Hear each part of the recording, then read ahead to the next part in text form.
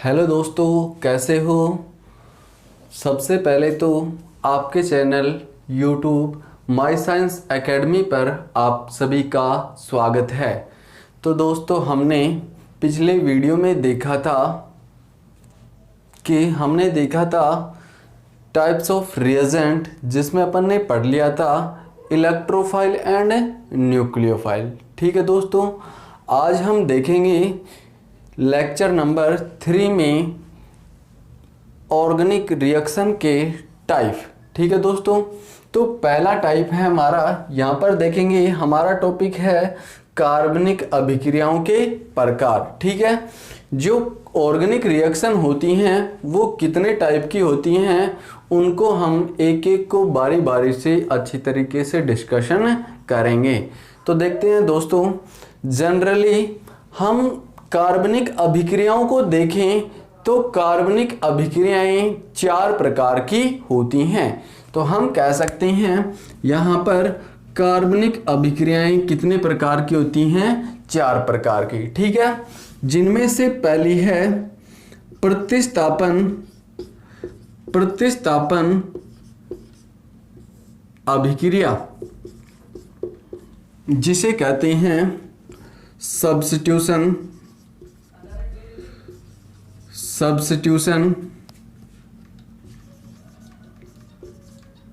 Reaction. Second है योगात्मक अभिक्रिया, इसे बोलते हैं एडिशन रिएक्शन। थर्ड है हमारी ऑर्गेनिक रिएक्शन विलोपन अभिक्रिया, इसे कहते हैं एलिमिनेशन रिएक्शन। और नंबर 4 है हमारी पुनर्विन्यास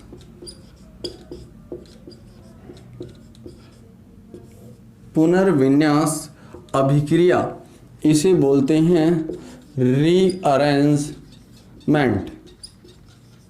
रिएक्शन। तो ये दोस्तों 4 प्रकार की कार्बनिक अभिक्रियाएं होती हैं। ठीक है, इनका हम एक एक का बारी बारी से डिटेल से डिस्कशन करेंगे। तो हम देखते हैं दोस्तों, पहली रिएक्शन है हमारी प्रतिस्थापन अभिक्रिया। ठीक है, तो यहां पर देखते हैं हम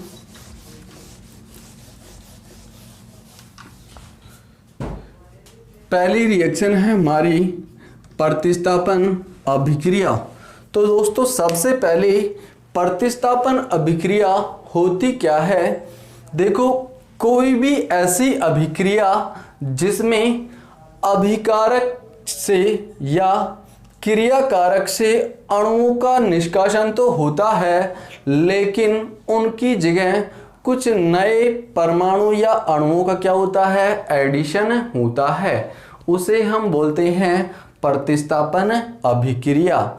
या ऐसी अभिक्रिया जिसमें क्रियाकारक अणुओं का निष्कासन होता है, परंतु उनकी जगह कुछ नए अणुओं का क्या होता है, संयोजन होता है। ऐसी अभिक्रिया को हम कह सकते हैं प्रतिस्थापन अभिक्रिया। हम एग्जाम्पल से समझ सकते हैं। यहाँ पर देखिएगा, जैसे कोई रिएक्शन है A B, ठीक है, ये एक कंपाउंड है, इसकी रिएक्शन करवाता हूँ मैं यहाँ पर X से। ठीक है, यहाँ पर करवाता हूँ तो ये क्या करता है, X यहाँ पर अटैक करता है और यहाँ से B क्या निकलता है, बाहर निकल जाता है। और क्या बनता है दोस्तों, AX, ये प्रोडक्ट बनता है और B यहाँ पर क्या हो जाता है, बाहर निकल जाता है। ठीक है, अब मैं कहता हूँ कि AB क्या है, यहाँ पर क्रियाकारक है, तो इसे हम क्या बोल सकते हैं, रिएक्टेंट, और X यहाँ पर क्या है, रिएजेंट। ठीक है, तो यहाँ पर जब क्रियाकारक और अभिकर्मक दोनों अभिक्रिया करते हैं और किसका निर्माण करते हैं, उत्पाद का निर्माण करते हैं। मैं कह सकता हूं ए और बी क्रियाकारक एक्स अभिकर्मक से अभिक्रिया करके ए एक्स उत्पाद बनाते हैं। ठीक है, यहां पर बी एक अवशिष्ट समूह के रूप में बाहर निकलता है। तो इस अभिक्रिया में X के द्वारा B का क्या हो रहा है, प्रतिस्थापन हो रहा है। इसीलिए इस अभिक्रिया को हम क्या करते हैं, प्रतिस्थापन अभिक्रिया। यहां तक समझ में आ गया। ये था एग्जाम्पल। इसके बाद देखते हैं दोस्तों कि जो ये प्रतिस्थापन अभिक्रिया है ये कितने प्रकार की होती है, वो भी देख लेते हैं। तो प्रतिस्थापन अभिक्रिया दोस्तों 3 प्रकार की होती है, क्योंकि यहां पर देखिएगा ये जो X है ये क्या हो सकता है, ये हो सकता है इलेक्ट्रोफाइल हो सकता है, यहां पर हो सकता है न्यूक्लियोफाइल हो सकता है, और यहां पर हो सकता है फ्री रेडिकल भी हो सकता है। तो या यहां पर क्या होगा, इलेक्ट्रोफाइल होगा तो क्या हो जाएगी, इलेक्ट्रोफिलिक सब्स्टिट्यूशन रिएक्शन। ठीक है, न्यूक्लियोफाइल होगा तो क्या हो जाएगा, न्यूक्लियोफिलिक सब्स्टिट्यूशन रिएक्शन, और यहां पर फ्री रेडिकल होगा तो क्या हो जाएगा, फ्री रेडिकल सब्स्टिट्यूशन रिएक्शन। ठीक है दोस्तों, तो यहां पर देखते हैं हम प्रतिस्थापन अभिक्रिया के प्रकार।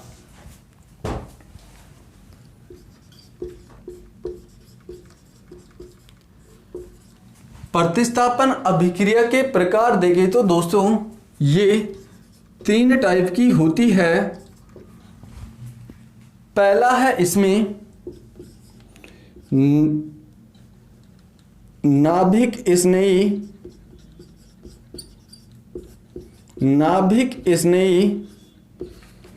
प्रतिस्थापन अभिक्रिया। ठीक है दोस्तों, सेकंड टाइप है इलेक्ट्रो स्नेही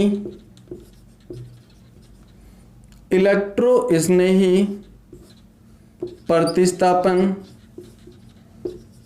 अभिक्रिया। थर्ड है यहां पर मुक्त मूलक प्रतिस्थापन अभिक्रिया। 3 प्रकार की होती हैं दोस्तों। ठीक है, यदि इसको बोले नाभिक स्नेही प्रतिस्थापन को तो हम कह सकते हैं न्यूक्लियोफिलिक सब्स्टिट्यूशन रिएक्शन। ठीक है, इसे बोलते हैं इलेक्ट्रोफिलिक सब्स्टिट्यूशन रिएक्शन। ठीक है, इसे बोलते हैं फ्री रेडिकल सब्स्टिट्यूशन रिएक्शन। ठीक है दोस्तों, तो हमने तीनों टाइप देखे, नाभिक स्नेही प्रतिस्थापन अभिक्रिया, इलेक्ट्रो स्नेही प्रतिस्थापन अभिक्रिया और मुक्त मूलक प्रतिस्थापन अभिक्रिया। ठीक है, अब इन तीनों अभिक्रियाओं का हम एक एक को बारी बारी से क्या करते हैं, अध्ययन करते हैं। तो पहली अभिक्रिया है इनमें, पहला टाइप है नाभिक स्नेही प्रतिस्थापन अभिक्रिया। यहां पर देखते हैं यदि कोई रिएक्शन है RX, इसकी रिएक्शन करवाता हूं मैं OH नेगेटिव से, तो ये क्या करता है, OH नेगेटिव इस R समूह पर अटैक करता है और X समूह को क्या करता है, बाहर निकालता है। यहां पर देखते हैं कोई भी यहां पर लेते हैं सॉल्वेंट, तो ये बनता है ROH प्लस X माइनस। ये एक जनरली रिएक्शन है। ठीक है दोस्तों, यहां पर हमने क्या देखा, यदि इस अभिक्रिया में देखें तो इस न्यूक्लियोफाइल के द्वारा इस न्यूक्लियोफाइल का क्या हो रहा है, प्रतिस्थापन हो रहा है। तो हम कह सकते हैं कि ऐसी प्रतिस्थापन अभिक्रिया जिसमें एक नाभिक स्नेही से दूसरे नाभिक स्नेही का क्या होता है, प्रतिस्थापन होता है। ऐसी मेरा कहने का मतलब ये है कि इस अभिक्रिया के द्वारा हम डेफिनेशन निकाल सकते हैं। कैसे कि ऐसी प्रतिस्थापन अभिक्रिया जिसमें एक नाभिक स्नेही से दूसरे नाभिक स्नेही का क्या होता है, प्रतिस्थापन होता है। ऐसी अभिक्रिया को हम क्या कहते हैं, नाभिक स्नेही प्रतिस्थापन अभिक्रिया। ये अपन ने क्या देख लिया, एग्जाम्पल देख लिया, ठीक है। अब नाभिक स्नेही प्रतिस्थापन की बात करें तो ये दो प्रकार की होती हैं दोस्तों। यदि हम बात करें इसके टाइप की तो पहली है SN1 रिएक्शन और सेकंड टाइप है इसका SN2 रिएक्शन, ठीक है दोस्तों। यहाँ पर SN1 का मतलब है unimolecular nucleophilic substitution reaction, ठीक है दोस्तों। यहाँ पर SN2 का मतलब है bimolecular nucleophilic substitution reaction, ठीक है। ये दोनों रिएक्शन है नाभिक स्नेही प्रतिस्थापन अभिक्रिया के। टाइप की बात करें तो दो टाइप की होती हैं, SN1 और SN2, ठीक है। तो इसके बाद हम यही देखते हैं SN1 एंड SN2 अभिक्रिया।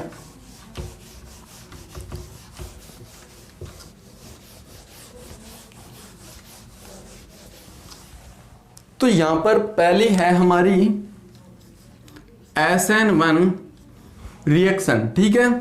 इसे बोलते हैं एकाणुक नाभिक स्नेही प्रतिस्थापन अभिक्रिया, ठीक है दोस्तों। यहां पर देखते हैं कि ये जो SN1 रिएक्शन है इसके लिए हम एग्जाम्पल देखते हैं। यहां पर देखो कोई भी रिएक्शन है, ये न्यूक्लियोफाइल है, ठीक है। ये रिएक्ट करता है RH से, ठीक है। यहां पर लेते हैं हम कोई भी सॉल्वेंट, यहां पर क्या होता है, ये न्यूक्लियोफाइल अटैक करता है इस R ग्रुप पर और ये X ग्रुप क्या हो जाता है, बाहर निकल जाता है। तो यहां पर बनता है R न्यूक्लियोफाइल और यहां पर निकलता है X माइनस बार, ठीक है। अब यहां पर देखते हैं कि इस अभिक्रिया में RH बॉन्ड का क्या हो रहा है, क्लीवेज हो रहा है, और R न्यूक्लियोफाइल बॉन्ड का क्या हो रहा है, फॉर्मेशन हो रहा है, ठीक है दोस्तों। तो यदि हम बात करें तो ये अभिक्रिया सबसे पहले 2 स्टेप में संपन्न होती है। तो हम कह सकते हैं कि दिस रिएक्शन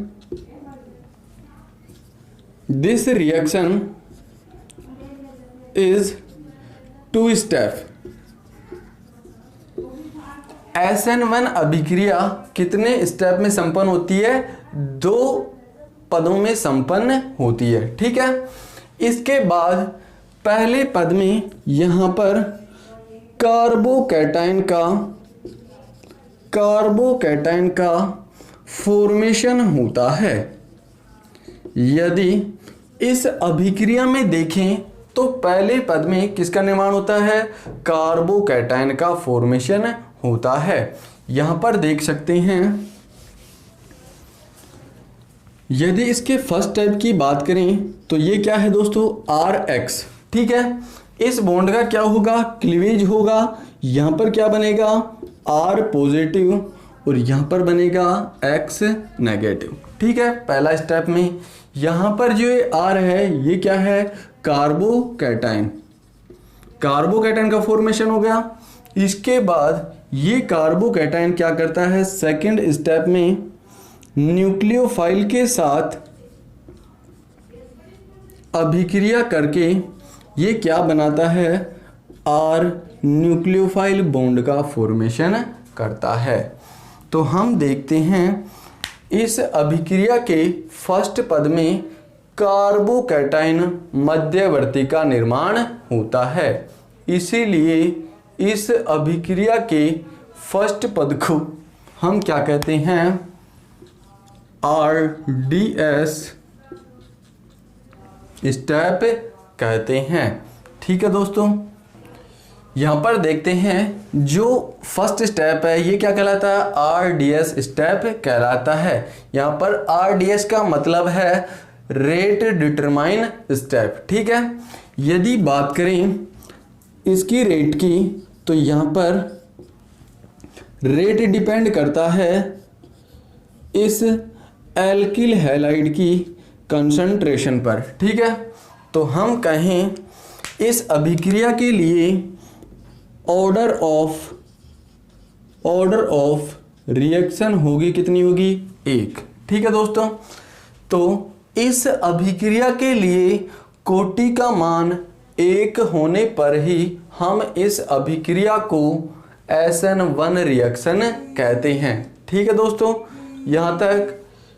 इसके बाद देखते हैं, यहाँ तक ठीक है। इसके बाद देखते हैं हम कुछ एग्जाम्पल लेकर SN1 रिएक्शन को।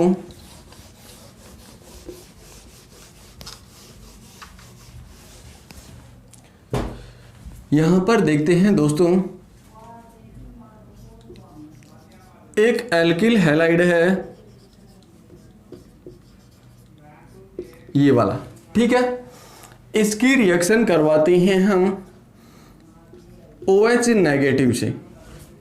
तो यहां पर हमें इस प्रोडक्ट का निर्माण होता है।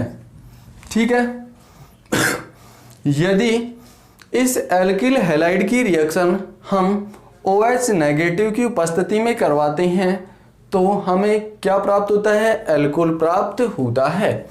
यहां पर हम एक्वस KOH ले सकते हैं, एक्वस NaOH ले सकते हैं। ठीक है, अब यदि इस अभिक्रिया की मैकेनिज्म की बात करें तो ये अभिक्रिया 2 पदों में संपन्न होती है। देख लेते हैं इसकी मैकेनिज्म।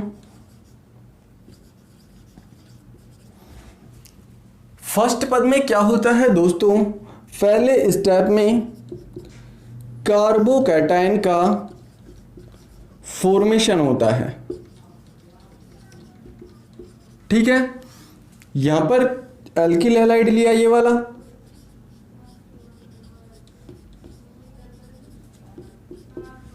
ठीक है। ये क्या करेगा, इस कार्बन और Cl में देखें तो Cl की इलेक्ट्रोनेगेटिविटी क्या है, अधिक है, तो ये बंद के दोनों इलेक्ट्रॉन लेकर जाएगा, ये Cl माइनस के रूप में जाएगा, तो यहां पर क्या आएगा, पॉजिटिव चार्ज।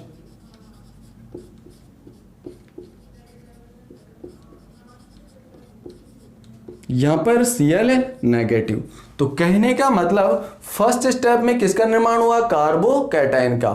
सेकंड स्टेप में क्या होता है, कार्बोकैटायन क्या करता है, न्यूक्लियोफाइल पर क्या करता है, अटैक करता है। तो सेकंड स्टेप क्या होता है,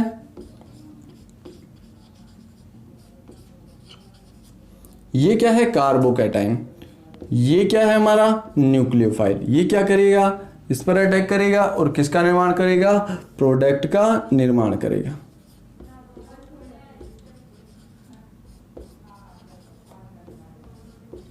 ये बनेगा। ठीक है दोस्तों, तो ये थी इसकी क्या, मैकेनिज्म। इसे बोलते हैं टर्सरी ब्यूटाइल अल्कोहल। यहां तक ठीक है। इसके बाद देखते हैं कुछ एग्जाम्पल और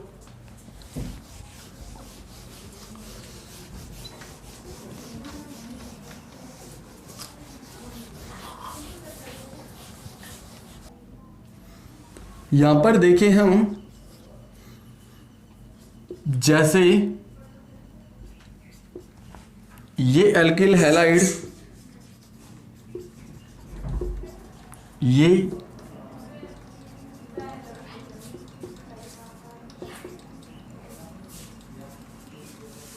ये कुछ एग्जाम्पल दिए हुए हैं। इन एग्जाम्पलों में हम देखें तो सबसे ज्यादा SN1 अभिक्रिया कौन सा एल्किल हैलाइड देगा। ठीक है दोस्तों, तो यहां पर देखते हैं स्टेबिलिटी होती है SN1 अभिक्रिया में सबसे पहले टर्सरी एल्किल हैलाइड, फिर सेकेंडरी एल्किल हैलाइड और फिर प्राइमरी एल्किल हैलाइड। क्यों? क्योंकि हमने अभिक्रिया की मैकेनिज्म में देखा कि कार्बोकैटायन का फॉर्मेशन होता है और कार्बोकैटायन जितना अधिक मोर स्टेबल होगा उतना ही तीव्र गति से क्या देगा, SN1 अभिक्रिया देगा। तो कार्बोकैटायन का स्थायित्व ऑर्डर क्या होता है, 3 degree, 2 degree and then 1 degree. ठीक है, तो हम देखेंगे यहां पर सबसे ज्यादा मोर स्टेबल कार्बोकैटायन ये देगा, तो सबसे ज्यादा क्या हो जाएगा, ये वाला, उसके बाद सेकेंड डिग्री, उसके बाद प्राइमरी एंड देन ये। ठीक है दोस्तों, तो ये इसका क्या हो जाएगा, ऑर्डर हो जाएगा। यदि हम बात करें तो यदि एल्किल समूह समान हो एल्किल हैलाइडों में तो स्टेबिलिटी का ऑर्डर क्या होगा दोस्तों, सबसे ज्यादा क्या होगा, RI का, उसके बाद होगा RBr का, उसके बाद होगा RCl का एंड देन RF का। ठीक है दोस्तों, तो ये होगा एल्किल हैलाइड की स्टेबिलिटी का ऑर्डर। ठीक है, इसके बाद चलते हैं हम नेक्स्ट टॉपिक की तरफ।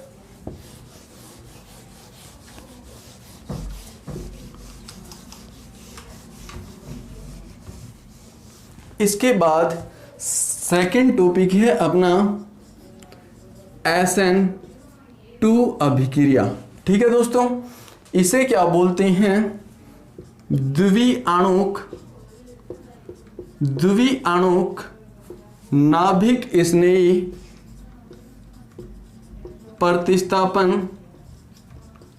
प्रतिस्थापन अभिक्रिया। ठीक है दोस्तों, यहां पर देखिए तो कोई एग्जाम्पल लेकर समझते हैं। ये क्या है, न्यूक्लियोफाइल, ये रिएक्शन करता है RH से।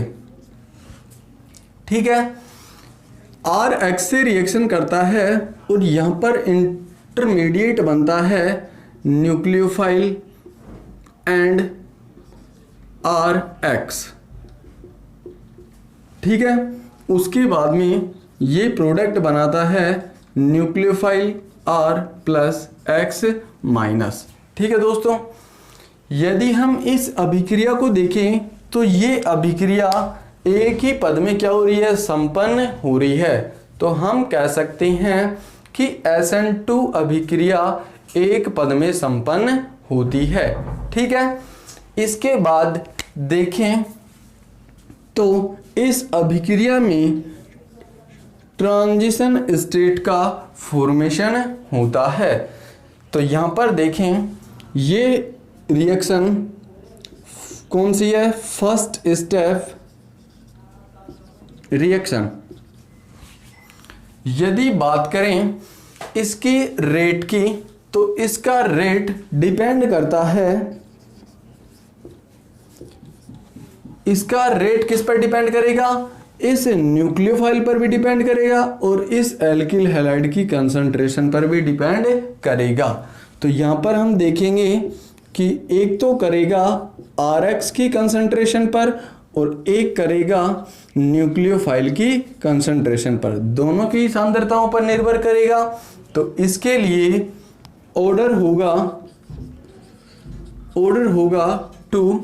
ठीक है, तो इस अभिक्रिया के लिए हमें ऑर्डर का मान 2 प्राप्त होता है, इसीलिए इस अभिक्रिया को कहते हैं SN2 अभिक्रिया। ठीक है दोस्तों, यदि बात करें इसके एग्जाम्पल की तो यहां पर देखते हैं हम यहाँ पर न्यूक्लियोफाइल है OH नेगेटिव, इसकी रिएक्शन करवाते हैं CH3Br के साथ। ठीक है दोस्तों, तो यहाँ पर बनता है, ये बनता है OH नेगेटिव CHHHBr, ये बनता है दोस्तों। यहाँ पर देखो ये बॉन्ड क्या हो रहा है, जुड़ रहा है, तो इसे हम डैश के द्वारा दर्शा सकते हैं, और ये बॉन्ड टूट रहा है तो इसको भी हम डैश के द्वारा दर्शा सकते हैं। इसे बोलते हैं हम TS। ठीक है, ये क्या होती है, अनस्टेबल होती है। अनस्टेबल होने के कारण ये तुरंत ही प्रोडक्ट का फॉर्मेशन कर देती है। तो यहाँ पर देखते हैं, ये होता है फास्ट स्टेप, ठीक है, ये होता है हमारा स्लो स्टेप, RDS स्टेप। तो यहाँ पर क्या बनेगा, यहाँ पर बनेगा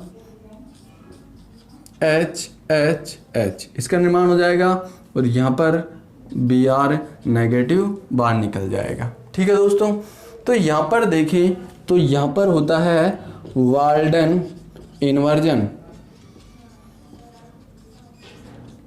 ठीक है, जबकि SN1 रिएक्शन में होता है रिटेंशन और इन्वर्जन, दोनों होते हैं।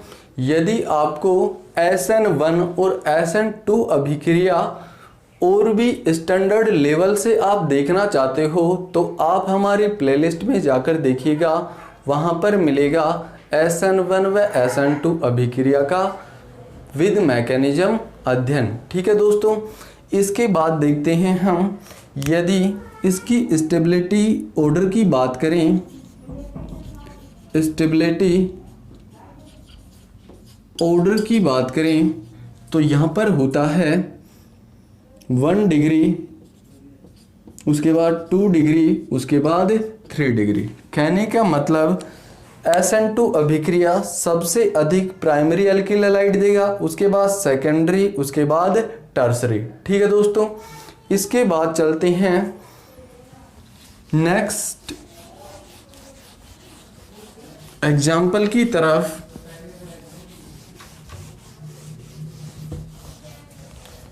यहाँ पर कुछ एग्जाम्पल देखते हैं, जैसे CH3Cl, CH3CH2, Cl, CH3CH, CH3Cl, यहाँ पर टर्सरी ब्यूटाइल क्या ले सकते हैं, क्लोराइड ले सकते हैं।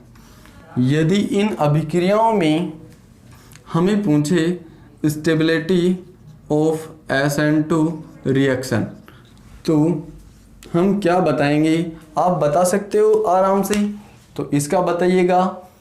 देखते हैं,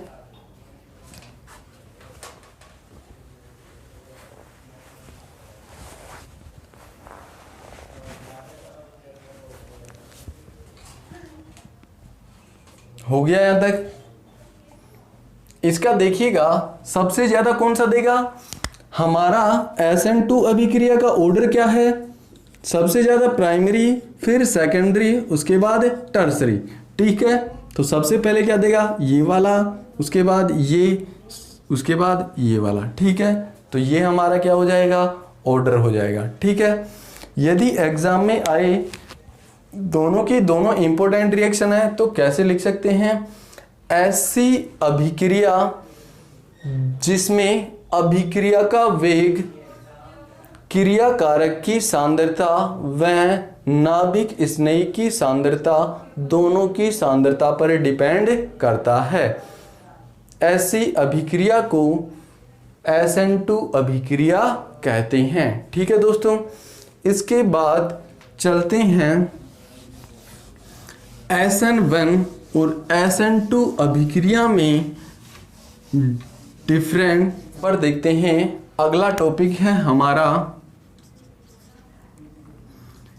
SN1 रिएक्शन व SN2 रिएक्शन में अंतर। ठीक है दोस्तों, तो पहला देखते हैं, यहाँ पर लिख लेते हैं SN1 और इधर लिखते हैं हम SN2 रिएक्शन। ठीक है दोस्तों, यहाँ पर पहला डिफरेंस देखें तो दोस्तों, यह अभिक्रिया दो पदों में संपन्न होती है। ठीक है, ये एक पद में संपन्न होती है। ठीक है, सेकंड डिफरेंस देखें तो दोस्तों, यहां पर इस अभिक्रिया में मध्यवर्ती कार्बोकैटायन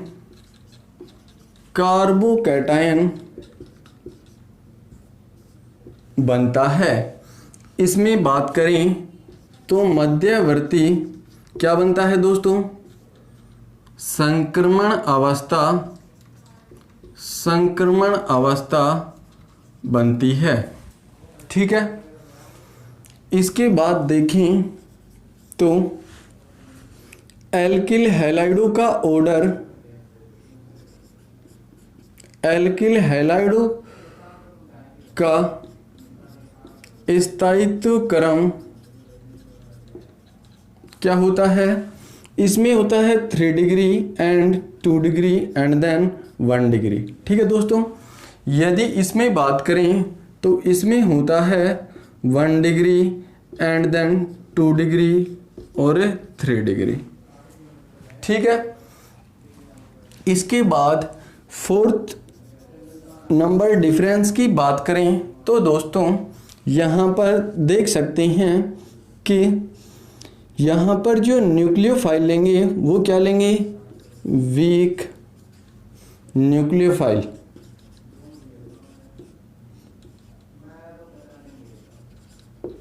ठीक है, इसमें लेंगे स्ट्रॉन्ग न्यूक्लियोफाइल। ये इंपॉर्टेंट है, ध्यान रखना दोस्तों। SN1 अभिक्रिया में वीक न्यूक्लियोफाइल होता है, जबकि SN2 अभिक्रिया में स्ट्रॉन्ग न्यूक्लियोफाइल होता है। इसके बाद बात करें सॉल्वेंट की, तो यहां पर लेते हैं polar solvent, polar protic solvent. यहां पर लेते हैं पोलर एप्रोटिक सॉल्वेंट। ठीक है दोस्तों, इसके बाद बात करें लिविंग ग्रुप की, तो यहां पर गुड लिविंग ग्रुप होना चाहिए और यहां पर भी क्या होना चाहिए, गुड लिविंग ग्रुप होना चाहिए।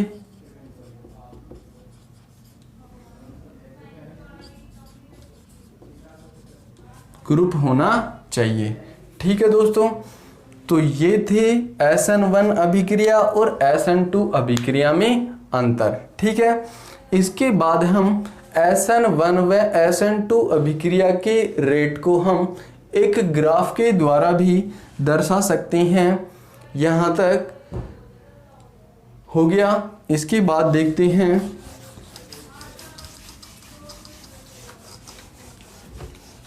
यदि आप SN1 और SN2 अभिक्रिया को एक ग्राफ के द्वारा प्रदर्शित करना चाहते हैं तो इधर देखिएगा,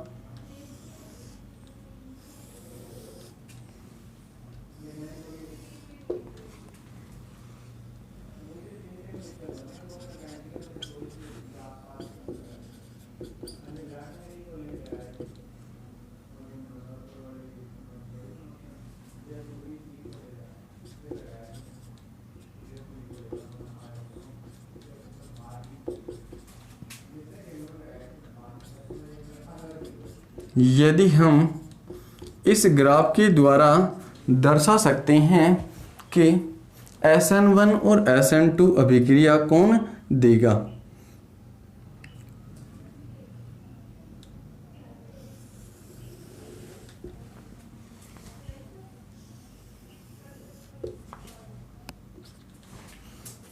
ये है SN2, यहाँ पर SN1, यहाँ पर SN2, यहाँ पर SN1।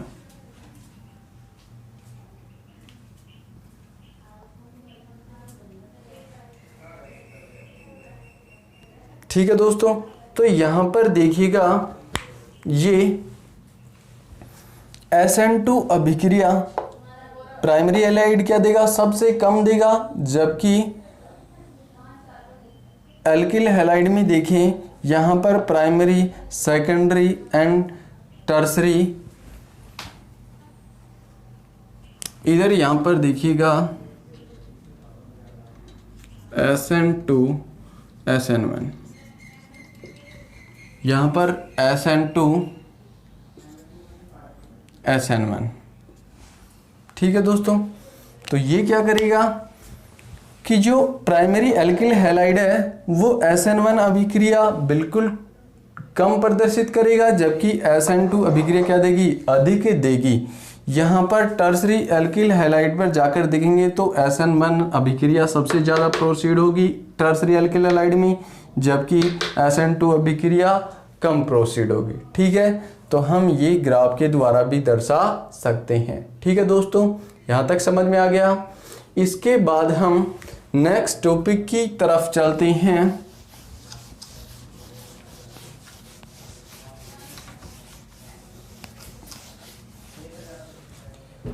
इसके बाद सेकंड टॉपिक हमारी रिएक्शन है इलेक्ट्रो स्नेही प्रतिस्थापन अभिक्रिया। ठीक है, इसे बोलते हैं electrophilic substitution reaction. Electrophilic substitution reaction. ठीक है दोस्तों, यहाँ पर देखते हैं सबसे पहले तो कि इलेक्ट्रोफिलिक सब्स्टिट्यूशन रिएक्शन कहते किसे हैं। ठीक है, हम कह सकते हैं कि ऐसी प्रतिस्थापन अभिक्रिया जिसमें एक इलेक्ट्रो स्नेही दूसरे इलेक्ट्रो स्नेही को क्या करता है, प्रतिस्थापित करता है, उस अभिक्रिया को इलेक्ट्रो स्नेही प्रतिस्थापन अभिक्रिया कहते हैं। एग्जाम्पल के द्वारा देख सकते हैं। यहाँ पर यदि हम बात करें तो दोस्तों इलेक्ट्रो स्नेही प्रतिस्थापन अभिक्रिया एरोमेटिक यौगिकों का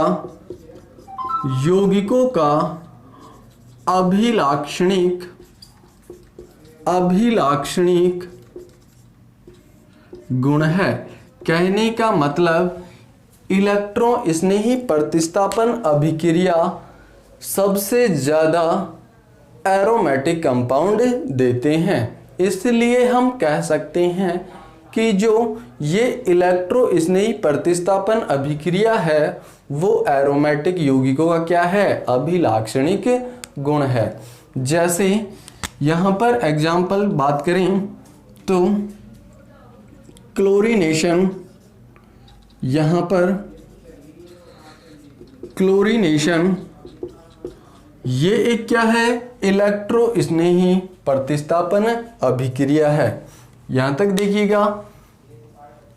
ठीक है, इसमें देखें तो होता क्या है कि यदि बेंजीन की रिएक्शन मैं क्लोरीन के साथ करवाता हूँ AlCl3 की उपस्थिति में, तो यहाँ पर हमें क्लोरोबेंजीन का फॉर्मेशन प्राप्त होता है। ये क्या है दोस्तों, क्लोरोबेंजीन। ठीक है, मैंने क्या कहा, यदि बेंजीन की रिएक्शन क्लोरीन के साथ करवाते हैं तो क्लोरोबेंजीन का फॉर्मेशन होता है। यहाँ तक समझ में आ गया? इसका स्क्रीनशॉट ले लीजिएगा। यहाँ तक हो गया। यदि बात करें इसकी मैकेनिज्म की, तो इसकी मैकेनिज्म देखते हैं। सबसे पहले क्या करेंगे हम, इसकी मैकेनिज्म देखेंगे तो क्या करेंगे, इलेक्ट्रोफाइल जनरेट करेंगे। तो क्या करेंगे, फर्स्ट स्टेप में इस Cl2 की रिएक्शन किसके साथ करवाएंगे, AlCl3 के साथ करवाएंगे। ठीक है, यहाँ पर क्या बनेगा, Cl पॉजिटिव और AlCl4 माइनस। ठीक है, यही हमारा क्या है, इलेक्ट्रोफाइल है। ठीक है दोस्तों, इसके बाद सेकंड स्टेप में क्या होगा, सेकंड स्टेप में ये जो हमारी बेंजीन है इस पर क्या होगा, इलेक्ट्रोफाइल का अटैक होगा। ठीक है, अब इलेक्ट्रोफाइल अटैक होने के लिए क्या चाहिए, नेगेटिव चार्ज चाहिए। तो नेगेटिव चार्ज जनरेट करेंगे यहाँ पर। जैसे ही यहाँ पर ये डबल बॉन्ड यहाँ पर माइग्रेट करता है तो नेगेटिव चार्ज आ जाएगा। अब यहाँ पर ये आराम से अटैक कर पाएगा। यहाँ पर क्या बनता है, इधर देखिएगा, यहाँ पर बनता है ये ई, ये डबल बॉन्ड ऐसे कि ऐसे, ये वाला, और ये पॉजिटिव चार्ज। ठीक है दोस्तों, अब यहाँ पर रेजोनेंस है। यदि ये डबल बॉन्ड यहाँ पर माइग्रेट कर जाए तो यहाँ पर क्या आ जाएगा, पॉजिटिव चार्ज। तो यहाँ पर देखिएगा, ये बनेगा, ये बनेगा, यहाँ पर क्या आ जाएगा, पॉजिटिव चार्ज। ठीक है, इसके बाद यदि ये डबल बॉन्ड वापस से यहाँ माइग्रेट कर जाए तो यहाँ पर पॉजिटिव चार्ज आ जाएगा।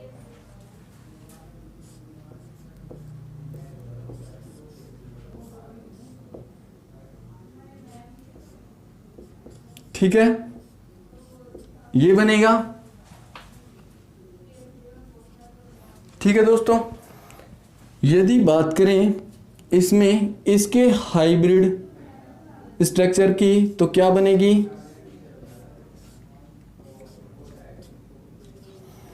यहां पर पॉजिटिव चार्ज, तो कहने का मतलब इस रिंग में क्या आ गया, पॉजिटिव चार्ज आ गया। ये इसका क्या बनेगा, हाइब्रिड रेजोनेटिक स्ट्रक्चर। तो इसे बोलते हैं हाइब्रिड रेजोनेटिक स्ट्रक्चर, या इसे बोलते हैं सिग्मा कॉम्प्लेक्स। ठीक है दोस्तों, इसके बाद नेक्स्ट स्टेप में क्या होगा, ये CH बॉन्ड टूटेगा, ये वाला, और यहाँ पर डबल बॉन्ड का फॉर्मेशन हो जाएगा, और ये किसके रूप में बाहर निकल जाएगा, H+ के रूप में, और ये हमारा क्या बन जाएगा, वही क्या बन जाएगा, क्लोरोबेंजीन। यदि यहाँ पर क्लोरीन ले लेंगे तो क्या बन जाएगा, क्लोरोबेंजीन। ठीक है, तो ये थी इसकी मैकेनिज्म। सबसे पहले स्टेप में क्या करना है, इलेक्ट्रोफाइल जनरेट करना है। उसके बाद इलेक्ट्रोफाइल का अटैक कहाँ पर करना है, इस बेंजीन पर। ठीक है, बेंजीन पर किया, उसके बाद ये रेजोनेटिक स्ट्रक्चर बनी। हमने देखा कि ये हाइब्रिड रेजोनेटिक स्ट्रक्चर बनी। तो लास्ट में देखा कि ये जो H+ बाहर निकलता है और क्लोरोबेंजीन का क्या होता है, फॉर्मेशन होता है। तो ये थी हमारी क्लोरीनेशन अभिक्रिया, जो कि किसका एग्जाम्पल है, इलेक्ट्रॉन स्नेही प्रतिस्थापन अभिक्रिया का। इसके बाद हम चलते हैं नेक्स्ट एग्जाम्पल की तरफ।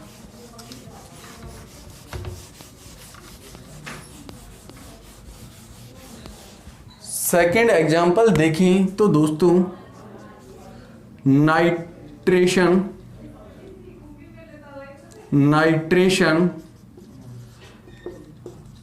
ठीक है, नाइट्रेशन में होता क्या है दोस्तों, यदि इस बेंजीन की रिएक्शन हम कंसंट्रेट HNO3 के साथ और H2SO4 के साथ करवा दें तो यहाँ पर हमें नाइट्रोबेंजीन का फॉर्मेशन प्राप्त होता है।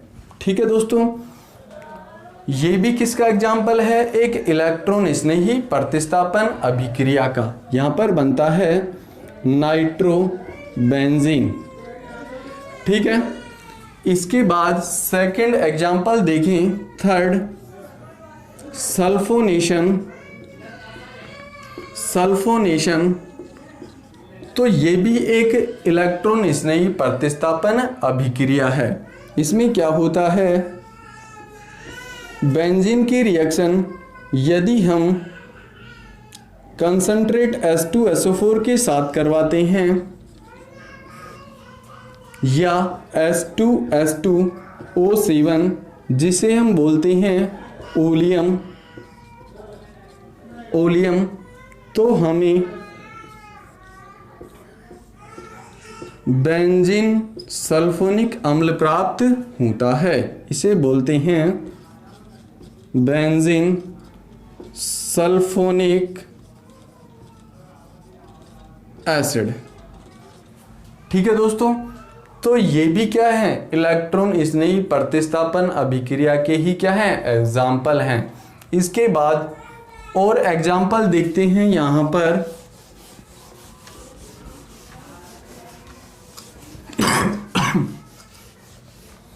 यहां पर बात करें तो फ्रीडेल क्राफ्ट एल्काइलेशन भी क्या है, एक इलेक्ट्रॉन स्नेही प्रतिस्थापन का एग्जाम्पल है। इसमें होता क्या है, यदि बेंजीन की रिएक्शन हम एल्किल हैलाइड के साथ करवाते हैं AlCl3 की प्रेजेंस में, यहां पर हम एनहाइड्रस के रूप में लेते हैं, तो हमें एल्किल बेंजीन प्राप्त होती है। यहां पर इसे बोलते हैं टॉल्यूइन। ठीक है दोस्तों, इसके बाद देखें नेक्स्ट एग्जाम्पल एसाइलेशन। एसाइलेशन में क्या होता है, बेंजीन विलय पर एसिटिल समूह का एडिशन होता है, जबकि एल्काइलेशन में बेंजीन विलय पर एल्किल समूह क्या होता है, एडिशन होता है। तो यहाँ पर हमें क्या करना है, इस बेंजीन विलय पर क्या करना है, एसिटिल समूह का एडिशन एसिटिल से करवा देंगे। यहाँ पर वही प्रेजेंस ले लेंगे यहाँ पर, तो हमें यहाँ पर एसिटोफेनॉन प्राप्त होता है। इसे क्या बोलते हैं, एसिटोफेनॉन। ठीक है दोस्तों, तो ये थे इलेक्ट्रॉन स्नेही प्रतिस्थापन अभिक्रिया के एग्जाम्पल, जिन्हें अपन ने बारी बारी से एक एक एग्जाम्पल का डिस्कशन कर लिया है। कौन कौन सा, सबसे पहला देखा अपन ने क्लोरीनेशन, ठीक है, उसके बाद देखा नाइट्रेशन, उसके बाद देखा सल्फोनेशन और फ्रीडेल क्राफ्ट एल्काइलेशन और एसाइलेशन। तो ये सभी इलेक्ट्रॉन स्नेही प्रतिस्थापन अभिक्रिया के, यहां तक हो गया क्लियर। इसके बाद चलते हैं हम अगली रिएक्शन की तरफ। रिएक्शन नंबर थर्ड है हमारी मुक्त मूलक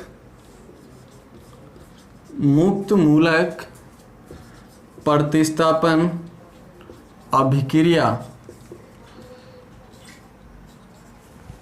ठीक है दोस्तों, इसे बोलते हैं फ्री रेडिकल सब्स्टिट्यूशन रिएक्शन। तो यहाँ पर हम समझते हैं मुक्त मूलक प्रतिस्थापन अभिक्रिया होती क्या है।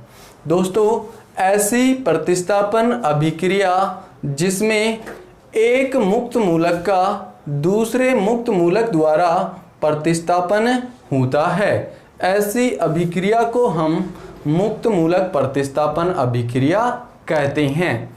यहाँ पर एग्जाम्पल से देखते हैं, यदि H, ठीक है, कोई ये कंपाउंड है, इसकी रिएक्शन करवाता हूँ मैं X2 के साथ, तो यहाँ पर बनता है, लाइट की प्रेजेंस में ले लें तो यहाँ पर बनता है RX और HX कंपाउंड।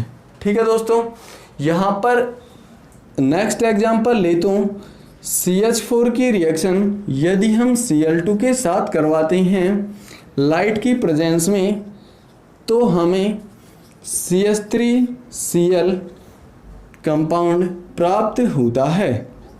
ठीक है दोस्तों, अब ये रिएक्शन मुक्त मूलक प्रतिस्थापन अभिक्रिया का ही क्या है, एग्जाम्पल है, क्योंकि इस अभिक्रिया में यदि इसकी मैकेनिज्म देखेंगे तो मुक्त मूलक का क्या होगा, फॉर्मेशन होगा। ठीक है, यदि देख पाते तो ये रिएक्शन आगे भी प्रोसीड होती है, क्यों, क्योंकि दोस्तों यहाँ पर ये जो बना है एल्किल हैलाइड, ये क्या होता है, एक ही मोल नहीं होता है, ये फिर से Cl2 के साथ रिएक्ट करता है और HCl कंपाउंड क्या निकालता है, बाहर निकालता है, और ये बना लेता है CH2Cl2, ये कंपाउंड बना लेता है, वापस से रिएक्ट करता है ये Cl2 के साथ और -HCl कंपाउंड बाहर निकालता है और ये बनाता है CHCl3। ठीक है, यदि इसका नाम बताएं तो हम, इसका नाम होता है क्लोरोफॉर्म। ठीक है दोस्तों, वापस से ये Cl2 के साथ रिएक्शन करेगा, HCl कंपाउंड बाहर निकालेगा और लास्ट में ये फॉर्मेशन करता है CCl4 कंपाउंड का, जिसे बोलते हैं कार्बन कार्बन टेट्रा क्लोराइड। ठीक है, या इसे पायरीन के नाम से भी जानते हैं। यदि हम इसकी मैकेनिज्म की बात करें तो इसकी मैकेनिज्म भी देख लेते हैं, यहाँ तक हो गया क्लियर। इसके बाद देखते हैं इस रिएक्शन की मैकेनिज्म।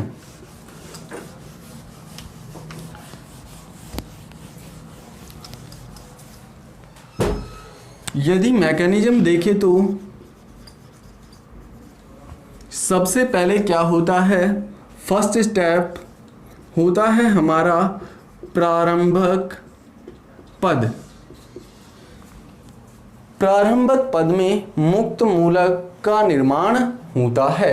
यहाँ पर देखिए तो दोस्तों Cl2 Cl ये क्या है, Cl2 अणु है। यदि इसकी रिएक्शन हम HNu की उपस्थिति में करवाएं तो यहाँ पर एक इलेक्ट्रॉन ये वाला Cl एटम लेकर जाएगा और एक इलेक्ट्रॉन ये वाला, किसका निर्माण होगा, फ्री रेडिकल का निर्माण होगा। ये Cl फ्री रेडिकल बनेगा और एक Cl फ्री रेडिकल। ठीक है दोस्तों, यदि सेकंड पद की बात करें तो इसमें सेकंड पद होता है श्रृंखला संचरण पद। इसमें क्या होता है कि इसमें भी फ्री रेडिकल का ही क्या होता है, निर्माण होता है। वो कैसे, जब ये Cl फ्री रेडिकल इस CH4 मॉलिक्यूल के संपर्क में आता है तो यहाँ पर ये दो पॉसिबिलिटी बनती हैं। यदि इस CH बॉन्ड का मैं होमोलाइसिस क्लीवेज करूं तो एक इलेक्ट्रॉन इस पर आ जाएगा और एक इलेक्ट्रॉन इस वाले कार्बन पर। अब ये Cl इस कार्बन के साथ भी बॉन्ड बना सकता है और इस हाइड्रोजन के साथ भी बॉन्ड बना सकता है, दो पॉसिबिलिटी बनती हैं। लेकिन ये क्लोरीन मुक्त मूलक इस हाइड्रोजन के साथ HCl बॉन्ड बनाता है, क्योंकि यह एक स्ट्रॉन्ग एसिड कंपाउंड होता है। इसलिए ये क्या करता है, CH3 मुक्त मूलक का निर्माण करता है और HCl कंपाउंड बनाता है। ठीक है, वापस से क्या करता है, ये CH3 फ्री रेडिकल Cl2 से रिएक्ट करता है, ये फ्री रेडिकल बनेगा, ये भी फ्री रेडिकल, और वापस से क्या बनाता है, CH3 Cl, और वापस से Cl फ्री रेडिकल जनरेट हो जाता है। इस प्रकार से ये दोनों अभिक्रियाएं आपस में चलती रहती हैं, क्योंकि ये फ्री रेडिकल वापस से CH4 के साथ रिएक्ट करता है और मिथाइल रेडिकल का निर्माण करता है। मिथाइल रेडिकल वापस से Cl2 के साथ अभिक्रिया करता है और मिथाइल क्लोराइड का निर्माण करता है। ठीक है, इसके बाद थर्ड स्टेप है हमारी श्रृंखला समापन पद।